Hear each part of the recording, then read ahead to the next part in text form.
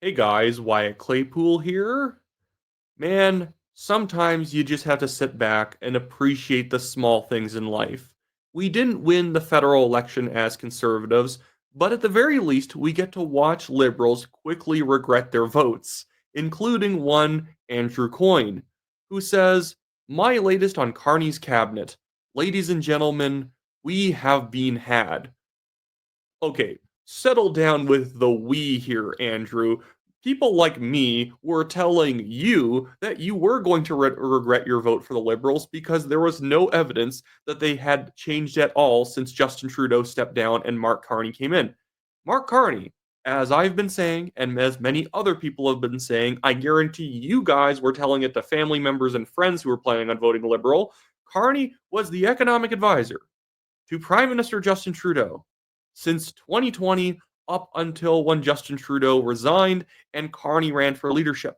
What made you think that he was going to go into a big new direction? He was there for 5 years, didn't resign saying, oh my goodness, they're doing all the wrong things. I can't stand being here anymore. He was fine with it. 4 years, and then Coyne comes out and he says, "Oh my goodness, guys, we've been had." No, you've been had. You fell for it again, as he always does.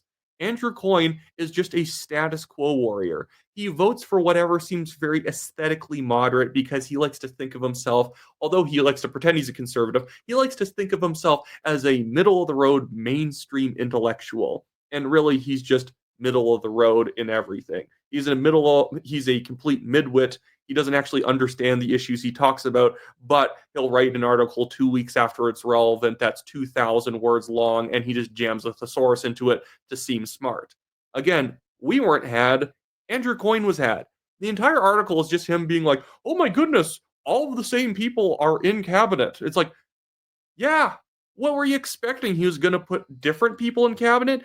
Plus, can anyone actually name that many Liberal MPs? Most of them are just a bunch of blank consultants who are jammed into their ridings because the Liberals usually are trying to hit some sort of gender and ethnic quota. They are just a 90s gang of random people who are put into their positions for gender and ethnic traits so that they can pretend to be a very socially conscious party.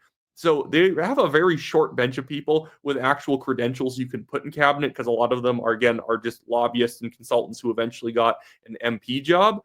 But again, so yeah, what was he expecting? Of course, Sean Fraser was going to get a job. Of course, Melanie Jolie was still going to be there. Of course, Freeland was going to be there. What were they going to put in the pro Hamas lady? Which actually probably describes about 10 people, but I'm thinking of one in particular. There's no one else. This is it. And Andrew Coyne fell for it. Anyways, let's look at someone else who recently fell for it. It's this guy right here, Nate Erskine Smith, as being reported by Blacklock's reporter. Holly Doan here says MP Nathaniel Erskine Smith sold stock portfolio in anticipation he'd remain in cabinet, according to May 1st Ethics Canada filing. Wow. So that guy on the right there, who is also, by the way, a radical political vegan, Nate Erskine Smith, was brought out of retirement because he was originally not going to run for re-election on the promise that he'd get to be Minister of Housing. So Carney brings him back, makes him the Minister of Housing after he becomes leader, and then right after the election, he throws him back to the backbenches. Nate deserves this 100%. He deserves any losses he suffered in the market from this because he should have been smarter than to go along with this stupid which is this obvious opportunism by Carney. Oh, of course we're going to put him in and that person and that person. His house leader he appointed during his very short time as prime minister before he called the election never even presided over the house, and she was thrown into the streets as well because he doesn't care, because it was just a put on. He brought back people who were deeply incompetent, but they had held roles before, and it's probably that they were in those roles under Trudeau partially because Carney liked them and he advised for them to be there. Sean Fraser, who's already messed up two files, immigration and housing, is now the AG. But I want to highlight the message that Nate Erskine Smith put out about this after it all happened, because he was like, "I'm deeply disappointed about all this," and it's like, again, is this supposed to be special? a lot of Canadians are very disappointed and feel disrespected by the way the Liberal government works. You're not special. So Nate Erskine Smith here says, it's impossible not to feel disrespected, and the way it played out doesn't sit right. But I'm mostly disappointed that my team and I won't have the chance to build on all we accomplished with only a short runway. Okay, two things here.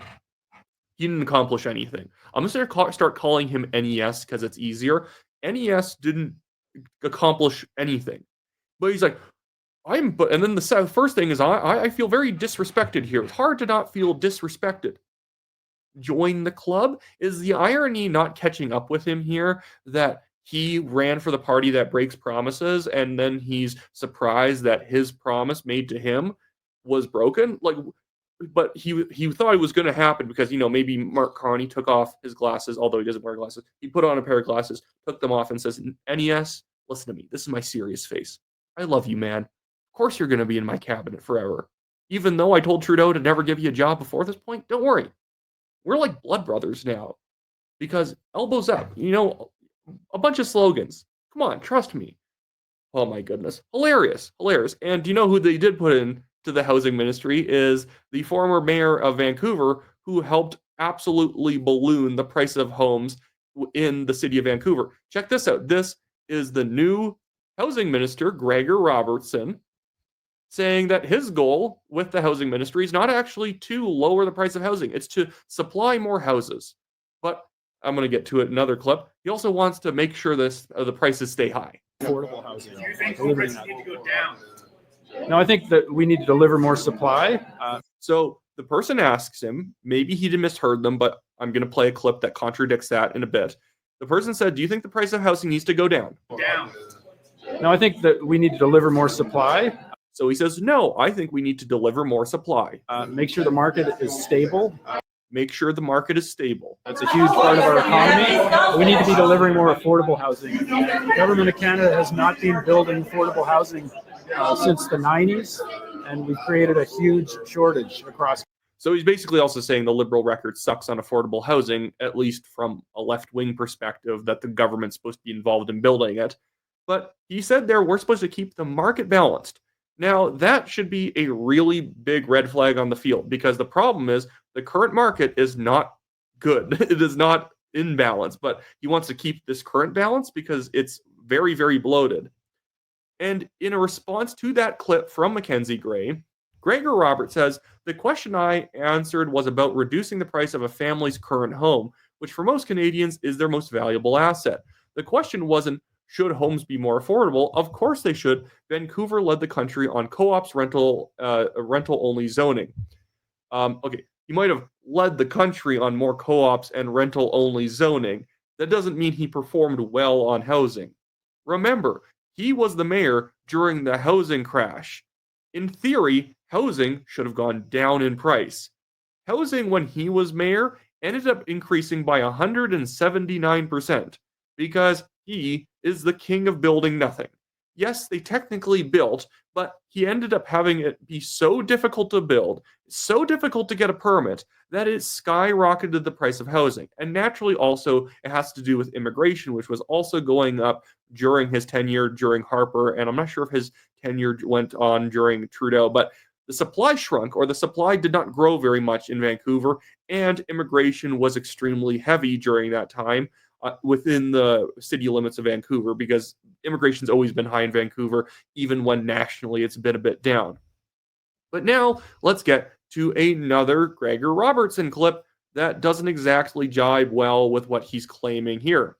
So here he's on with David Cochrane, a Liberal propagandist on the CBC, trying to clarify himself and only making it worse. You want to increase the supply, but people have so much of their savings and their retirement. The home is their biggest asset, and that's what they're relying on. So how do you increase supply and make housing more affordable without ruining the retirement plans of people who have homes that they want to eventually cash out on? How do you And by the way, guys, the simple answer is it's not their right to cash out on their house because of a bloated market. I'm sorry, if your house goes from $900,000, $1.3 million, down to $800,000 or $1.2 million, it's kind of not society's problem. Immigration was super high, so if we lower immigration, your house price will go down because there will be less demand. Is it now the country's duty to always have high immigration to keep the demand for your house up? Do we have to restrict new supply to keep demand for your house up? Obviously not. That's absurd. But now Gregor Robertson, though, is going to actually agree with that position that we should be trying to maintain your value. You thread that needle as minister. Yeah, it's that is a challenging piece there, and that's where Some would call it impossible, actually. Try and make housing more affordable, but not lower the price. we're looking at several different aspects of the housing market. Market housing obviously is driven by market prices, and people that own housing or own buildings, they're riding on that market price. We have to make sure that we are building below market housing at a scale that makes sure we don't have people sleeping in the streets, that our young people can access the housing market. We've got new tools coming in terms of first-time home buyers not paying up to $1 million, getting $50,000 off. And okay, basically he's butchering the question. I will cut him off from there. Yeah, they're going to give a GST cut on housing, which is actually a stolen promise from the Conservatives. And Pierre Polyv recently said, steal as many of my ideas as you want. So that was actually a good rhetorical thing for Pierre Polyv to say. So the only good thing that they're actually going to be doing on housing is something they stole from the Conservatives. So I guess round of applause for them on that.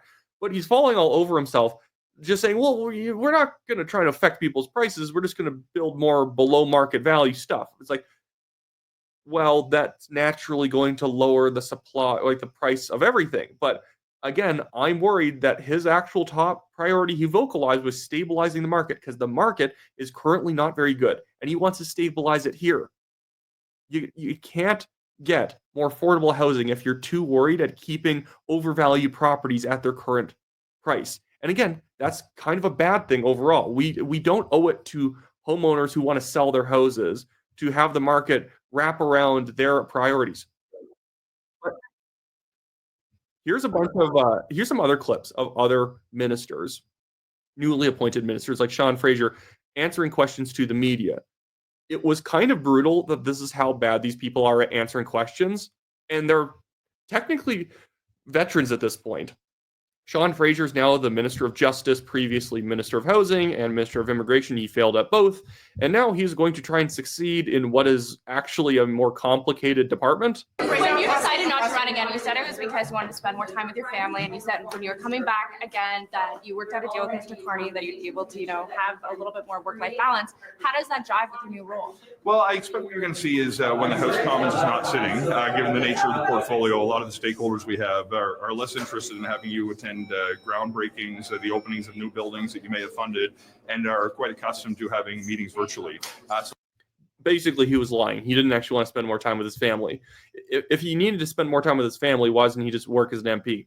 Just be an MP. You get like $180,000 a year, or be a parliamentary secretary. It's not. He just was going to lose his re-election before. And then when the polling numbers turned around, now he's suddenly interested. Whenever a politician is saying something religious, or they are doing something for their family, like 9 out of 10 times, they're just basically worried about their jobs or careers. So I anticipate during constituency weeks, I'm going to be based in my hometown a little more than I was before. There may be an opportunity, depending on what's going on in the House, to avail myself, not all the time, of course, but once in a while, of the virtual abilities to participate in the House of Commons proceedings. So we're going to figure some of this out as we go. I'm very proud to have the support of my family to come back. My kids in particular are very excited, even though I thought they didn't want you to do this. It's almost like you were just saying stuff, and now you're still saying stuff, just depending on what's convenient for the time. Here is Anita Anand trying to answer, or I believe this is her answering a question about Israel as our new foreign affairs minister. Israel's blocking food and aid to Gaza. What do you think of that decision? And is the Canadian government doing anything to stop that? By the way, that's a stupid question. Oh, Israel's blocking food and aid to Gaza. Why? Because Hamas is trying to take it. Because Hamas is stealing all of it and using it to basically sustain themselves fighting the IDF. They don't actually care if people starve or anything. That's why you can't let the food in, because if people were starving, they're not going to be healthier once you send the food in, because they're not going to let those people get the food. And this is how our foreign affairs minister talks about one of our top allies in the world. We cannot allow the continued use of food as a political tool. The Prime Minister has been very clear about that. Over 50,000 people have died. People? How many of those were terrorists? Because there's actually been a very high ratio of terrorist to civilian deaths in this conflict in terms of very low ratio. It's been like 1-to-1, which is like unheard of. Usually way more civilians per militant is dying in a conflict. The idea that they keep running down Israel for just fighting terrorists and they critique them around every corner. We basically don't send much aid to Israel, but the liberals constantly need to chirp them to keep people on side like the pro-Hamas liberals in caucus. This is why she's saying stuff like that. Why is she opening her mouth? She is already proving herself to be as stupid, if not worse, than Melanie Joly. As a result of the aggression caused against the Palestinian and the Gazan people. The aggression against the Gazan people, not against Hamas, the people hiding behind the people and firing rockets and shooting from fifth-story windows at the IDF soldiers who they had just invaded the borders of to kill random civilians. No, this is aggression against the Palestinian people. That's why somehow after over a year, the Israelis have only killed, the IDF has only killed 50,000 people, regardless of who they are. If they were trying to aggress the people, they could probably be into the hundreds of thousands, if not millions at this point. It's a very small area of land. If you were trying to aggress the people and hurt them, it would be very easy. In fact, they have been trying their best not to. In Palestine, and using food as a political tool is simply unacceptable. And we need to continue to work towards a ceasefire. We need to ensure that we have a two-state solution, and Canada will continue to maintain that position. She's utterly worthless. And by the way, there have been multiple ceasefires. Every time there was a ceasefire, Hamas breaks it within I think their record was maybe a few days, but they break it usually immediately and just start firing anyways because they don't care. They try and take advantage of stupid people like Anita Anand, who will say oh, wow, we have a ceasefire, and they'll totally ignore Hamas firing. But when IDF returns fire on Hamas, who's breaking the ceasefire, she'll be like, oh my goodness, Israel ruined the ceasefire, because she's a midwit. She doesn't care. She's ideologically anti-Western, so she attacks Western allies like Israel.